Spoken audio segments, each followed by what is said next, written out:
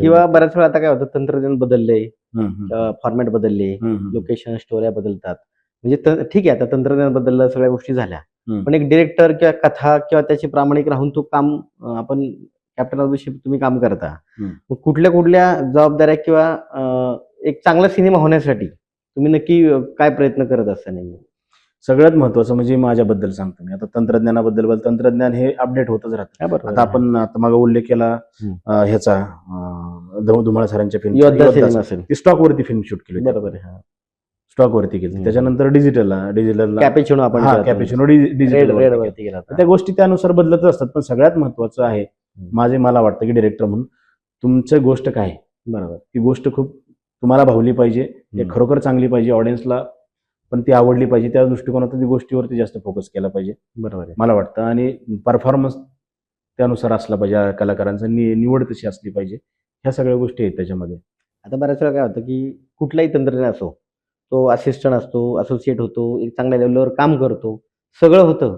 पण दिग्दर्शक म्हणून जेव्हा त्याला पहिला चित्रपट मिळवायचा असतो, म्हणजे करायचा असतो, त्याला पण निर्माता मिळत नाही. मग त्यावेळेचं नक्की स्ट्रगल किंवा भावना किंवा तुम्ही नक्की त्या काळात कुठल्याही कसा प्रयत्न होतो किंवा हा कुठल्या अँगलनी त्याच्याकडे पाहिलं जातं किंवा बऱ्याच वेळा आपल्यालाच ती फिल्म प्रोड्यूस करावी लागते.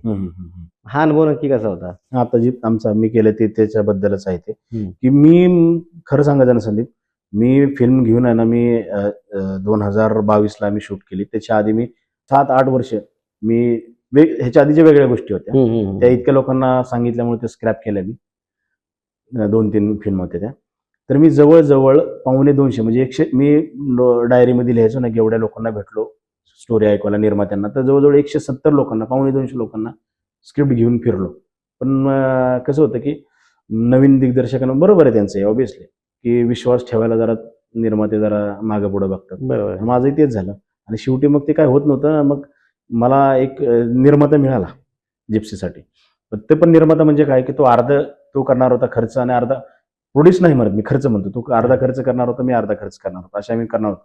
पण काही नैसर्गिक कारणामुळे कोविडमुळे ती पोस्टपोन झाली आणि तो बॅकआउट झाला. त्याच्यामुळे मग शेवटी मलाच प्रोड्यूस करावी लागली. त्याच्यामध्ये ती खूप मोठी रिस्क पण होती, पैसे जमवणं पण होतं आणि बऱ्याच गोष्टी होत्या.